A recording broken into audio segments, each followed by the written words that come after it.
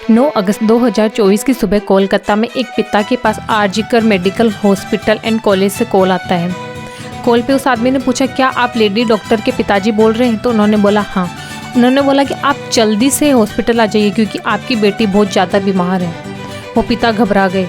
उनकी बेटी जो नाइट ड्यूटी पे गई थी हॉस्पिटल, अचानक से उसको हो क्या गया। वो पिता घबराए हुए उसी फ़ोन नंबर पे वापस से कॉल करते हैं। उन्होंने 2-3 बार कॉल किया, आखिर में उसने कॉल उठाया। उन्होंने पूछा आखिर उनकी बेटी के साथ हुआ क्या? तो सामने से जवाब आया कि आपकी बेटी ने सुसाइड कर ली। उस पिता के पैरों तले मानो ज़मीन खिसक गई क्योंकि उनकी बेटी जो इतनी होशियार थी और इतने सालों की कड़ी मेहनत के बाद में वो डॉक्टर बनी थी, आखिर उसने सुसाइड करी क्यों? उस हॉस्पिटल में रातों रात ऐसा क्या हुआ, वो तो आप लोगों को इस वीडियो में पता चल ही जाएगा। So today we talk about Kolkata RG Kar doctor case. ये केस है कोलकाता की एक लेडी डॉक्टर का जिसने इतनी मेहनत से ये मुकाम हासिल किया था। वो कोलकाता के आरजीकर हॉस्पिटल में चेस्ट मेडिसिन विभाग की post graduate second ear training student थी। एक डॉक्टर इस मुकाम तक पहुंचने के लिए कितने सालों की कड़ी मेहनत करता है, इस बात को कुछ दरिंदे और गंवार लोग कभी नहीं समझ सकते हैं। इस लेडी डॉक्टर ने भी इतनी मेहनत के बाद में अपने और अपने घर वालों के सपनों को पूरा किया। एक डॉक्टर जिसे हम सब भगवान मानते हैं क्योंकि वो बहुत सारे लोगों की जान बचाता है, लेकिन उस रात उसी डॉक्टर के साथ में बहुत बड़ा अन्याय हुआ। ये लेडी डॉक्टर 8 अगस्त 2024 को नाइट शिफ्ट पर थी। रोज की तरह उनकी माँ ने खैर खबर लेने के लिए उनको कॉल किया। तो लेडी डॉक्टर ने बोला कि माँ, अभी मुझे पेशेंट्स को देखने के लिए जाना है, तो आप सो जाओ, मैं बिल्कुल ठीक हूँ। लेकिन उन दोनों को कहाँ पता था कि उनकी ये लास्ट कन्वर्सेशन होने वाली है। रात के लगभग 12 बजे लेडी डॉक्टर ने अपने 4 कलीग्स के साथ में हंसते हुए आराम से खाना खाया। उसके बाद में वो लेडी डॉक्टर बोलती है कि वो बहुत ज़्यादा थक गई है और वो सोने के लिए सेमिनार रूम में चली जाती है और बाकी के जो कलीग्स थे वो वहाँ से चले जाते हैं। तो लेडी डॉक्टर वहाँ पे अकेली थी उस सेमिनार रूम में। लेकिन जब सुबह होती है तो उस सेमिनार रूम में उस लेडी डॉक्टर की डेड बॉडी मिलती है और उसके बाद में उन लेडी डॉक्टर के माता पिता के पास कॉल जाता है, जो कि मैंने आपको स्टार्टिंग में बताया था। तो उनको बोला जाता है कि उनकी बेटी ने सुसाइड कर ली, जो कि सरासर झूठ था। वो माता पिता दौड़े दौड़े हॉस्पिटल आते हैं और वहाँ पे आके बोलते हैं कि उनको अपनी बेटी से मिलना है। हाथ पैर जोड़ते हैं कि हमें अपनी बेटी को देखना है, लेकिन वहाँ पे उनकी कोई भी नहीं सुनता है। ऐसे करते करते 3 घंटे बीत जाते हैं, लेकिन माता पिता को अपनी ही बेटी से नहीं मिलने दिया। तभी अचानक से वहाँ पे एक आदमी आता है और उन माता पिता को बोलता है कि आप लोग सेटलमेंट कर लो। एक माता पिता जो 3 घंटे से अपनी बच्ची को देखने का इंतजार कर रहे हैं, उनसे वो किस तरह का सेटलमेंट करवा रहा था। लगभग 3 घंटे के इंतजार के बाद में उन माता पिता को सेमिनार रूम के अंदर जाने दिया। पिता को जिस हालत में बॉडी मिली, ये सुनकर हम सबके रोंगटे खड़े हो जाएंगे। तो सोचो उस पिता पे क्या बीती होगी। माँ बाप हाथ जोड़ते रहे, हमें एक बार दिखाओ। 3 घंटे तक खड़े रहने के बाद ये दोनों हस्बैंड वाइफ अंदर जाते हैं सेमिनार रूम में। बॉडी ऑफ द गर्ल जिसके मुंह में खून था, फोटो खींच के लाके मुझे दिखाते हैं। उनकी बच्ची की बॉडी सेमी-नेक्ड थी, मुंह से खून निकल रहा था, आंखों से खून निकल रहा था और दोनों पैर अपोजिट डायरेक्शन में थे। अपनी बच्ची को इस हालत में देखकर वो पिता टूट गए थे। उसके बाद में वहाँ पे पुलिस आई। पुलिस ने इन्वेस्टिगेशन करी और उस बॉडी को पोस्टमार्टम के लिए भेजा गया। और जब पोस्टमार्टम की रिपोर्ट आई तो दरिद्रगी की सारी हदें पार हो चुकी थी। लेडी डॉक्टर की दोनों आंखें घायल थी क्योंकि डॉक्टर ने चश्मा पहना हुआ था जिसके कांच उनकी आंखों में धंस चुके थे। होठ जख्मी, पूरा मुंह जख्मी था उनका। गर्दन की हड्डी टूट गई थी, दोनों हाथों की अंगुलियों के नाखून तक जख्मी थे। जख्मी प्राइवेट पार्ट से बहता खून, बाया पैर फ्रैक्चर, पेट पर चोट, लेफ्ट हैंड की ring finger fracture. Recently postmortem report में एक बहुत बड़ा खुलासा हुआ। लेडी डॉक्टर के प्राइवेट पार्ट पर 151 ग्राम सीमन मिला, जो कि सिर्फ एक आदमी का हो ही नहीं सकता है। इन सबसे ये प्रूफ होता है कि उस लेडी डॉक्टर का सिर्फ रेप और मर्डर ही नहीं बल्कि गैंग रेप और मर्डर हुआ था। एक इंसान ने हैवानियत की सारी हदें पार कर दी है। इस पोस्टमार्टम रिपोर्ट के बारे में सुन के ही मेरे रोंगटे खड़े हो रहे हैं कि उस लेडी डॉक्टर पर क्या बीती होगी, वो किस सिचुएशन से गुजरी होगी। लेकिन जिन दरिंदों ने ये किया है ना, उनके लिए मौत की सज़ा भी कम है। उधर पुलिस ने अपनी इन्वेस्टिगेशन स्टार्ट कर दी थी। इन्वेस्टिगेशन के दौरान पुलिस को सेमिनार रूम के आसपास एक ब्लूटूथ डिवाइस मिलता है। पुलिस उस ब्लूटूथ को वहाँ के जो डॉक्टर्स थे उनके फ़ोन से कनेक्ट करने की कोशिश करती है, लेकिन वो कनेक्ट नहीं हो पाता है। तो पुलिस वहाँ की सीसीटीवी चेक करती है, लेकिन उस सेमिनार रूम में सीसीटीवी तक नहीं था। तो पुलिस ने उस सेमिनार रूम के आसपास के जो सीसीटीवी थे उनको चेक करना स्टार्ट किया। तो एक सीसीटीवी फुटेज में रात के लगभग 3 बजे एक आदमी जिसने गले में ब्लूटूथ जो डिवाइस था वो पहन रखा था, वो सेमिनार के अंदर आता है और वो रात के लगभग 4:37 पर वापस उस हॉस्पिटल से निकलता है। उस आदमी का नाम था संजय रॉय। संजय रॉय जो आरजीकर हॉस्पिटल की चौकी में एक वॉलंटियर की तरह कोलकाता पुलिस के लिए काम करता। इसीलिए पुलिस को मुश्किल नहीं हुई ये जानने में कि वो रहता का है। जैसे ही पुलिस को पता चला, पुलिस बैरिक में उसको ढूंढने के लिए गई तो वहाँ पे सोया हुआ था।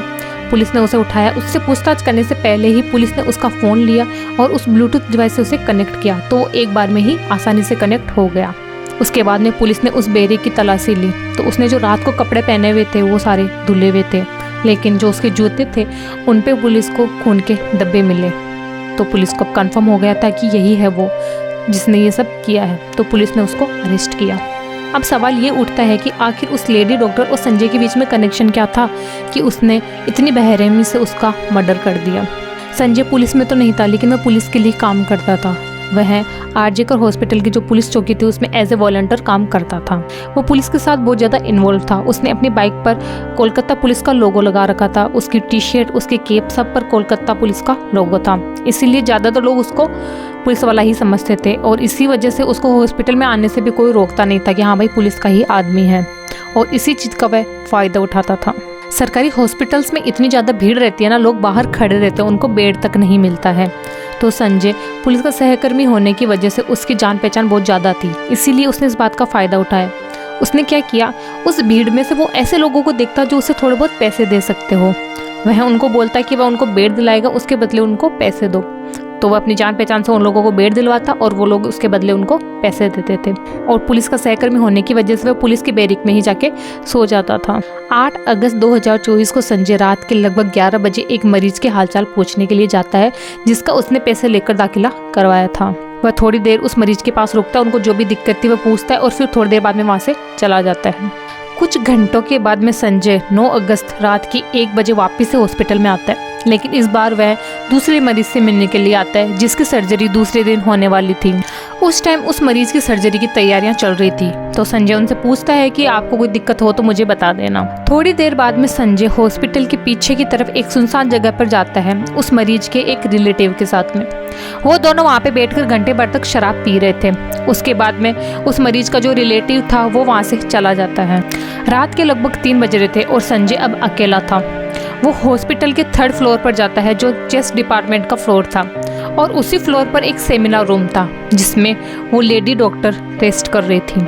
संजय उस सेमिनार रूम के अंदर जाता है, तब उसकी नज़र कुर्सी पर बैठी हुई उस लेडी डॉक्टर पर पड़ती है जो कि सो रही थी।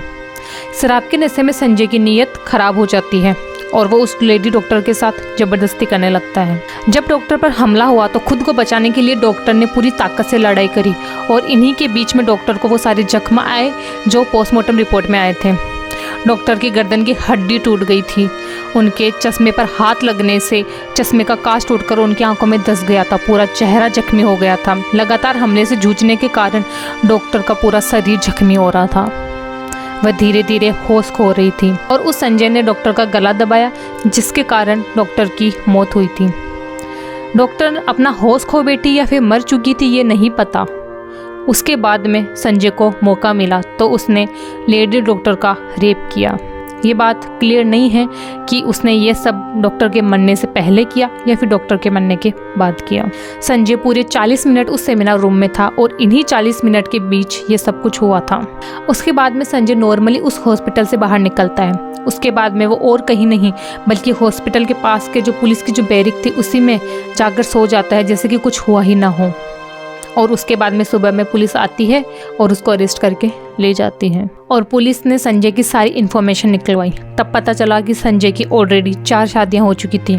3 ने संजय को इसलिए छोड़ दिया था क्योंकि वह दारू पीकर मारपीट करता था और एक जो थी उसकी किसी बीमारी की वजह से मौत हो गई थी। संजय के फ़ोन से कई सारे पॉर्न वीडियोस मिले जिसमें ऐसे हिंसा पाई गई थी। संजय तो अरेस्ट हो गया, लेकिन जो पोस्टमार्टम रिपोर्ट आई ना उससे साफ साफ जाहिर हो रहा था कि ये काम सिर्फ एक इंसान का नहीं हो सकता है। तो आखिर इसके साथ और कौन शामिल था, इसका पता लगना भी बाकी है। एक माता पिता को उन्हीं की बच्ची की बॉडी को देखने के लिए 3 घंटों तक इंतजार करवाया। पता नहीं उन 3 घंटों में कितने सबूत मिटाए और बनाए गए होंगे, कुछ भी नहीं कहा जा सकता। नहीं तो उन माता पिता को आखिर 3 घंटों तक क्यों रोका गया। उस हॉस्पिटल के प्रिंसिपल ने इस्तीफा दे दिया, लेकिन 2 दिन बाद ही उन्हें दूसरे हॉस्पिटल में पोस्ट मिल गई। आखिर इन सब का क्या मतलब निकलता है। उस लेडी डॉक्टर पर जो बीती ना, उसे कोई इतना सा भी नहीं समझ सकता है। जिन दरिंदों ने ये सब किया ना, उनके लिए फांसी की सजा भी कम है। वो दरिंदे जब तक ना मरे ना, उनको हर रोज उतना ही दर्द मिलना चाहिए जितना उन्होंने उस लेडी डॉक्टर को दिया। जस्टिस के लिए लोग और बाकी सब लोग सड़कों पर आ गए। जब तक न्याय नहीं मिलेगा, डॉक्टर्स अपना काम नहीं करेंगे। बुधवार को ये केस सीबीआई को दे दिया गया था, लेकिन आधी रात में भीड़ के साथ में कुछ ऐसे लोग हॉस्पिटल के अंदर घुस जाते हैं जो उस सेमिनार रूम पर हमला करते हैं। शायद वो उस सेमिनार रूम से कुछ सबूत मिटाने की कोशिश कर रहे हैं। आखिर कौन किसको बचाने की कोशिश कर रहा है। उस लेडी डॉक्टर के साथ इतना कुछ हुआ, उनको न्याय दिलाने के लिए डॉक्टर और बाकी सभी प्रोटेस्ट कर रहे हैं।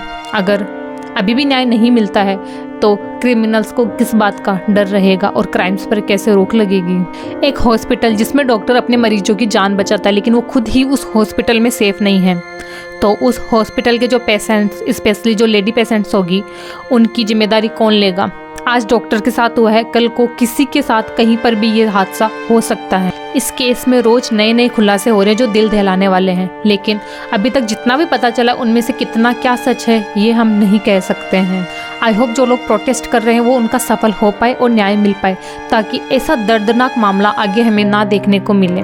हम लोग प्रोटेस्ट तो नहीं कर सकते हैं, लेकिन इस वीडियो को शेयर करके या फिर सोशल मीडिया के थ्रू हम लोगों को अवेयर जरूर कर सकते हैं। इस केस में अभी तक जितनी इन्फॉर्मेशन मिल पाई है वो सब मैंने आप लोगों के साथ शेयर करी है, लेकिन देखते हैं आगे इस केस में और कितने खुलासे होना बाकी हैं। तो आप लोग इस वीडियो को शेयर करके लोगों तक जरूर पहुंचाना, और आप लोगों से मैं मिलती हूँ नेक्स्ट वीडियो में।